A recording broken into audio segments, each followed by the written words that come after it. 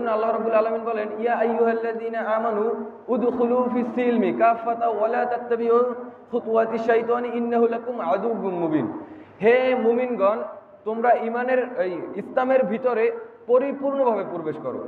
সামান্য প্রবেশ করলে হবে না। যেমন আমি ইসলাম মানি, নামাজ পড়ি কিন্তু পর্দা করি না, এটা হবে না। আমি ইসলাম মানি, পর্দা করি কিন্তু আমি সুদ ঘুষ বন্ধ করি নাই।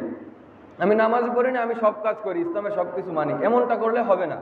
আমাদের সম্পূর্ণভাবে ইসলামে প্রবেশ করতে হবে এবং আমাদের সামান্য এই বিষয়গুলো আমাদের জীবনে তো আমরা খুব অল্প কষ্ট পেয়েছি।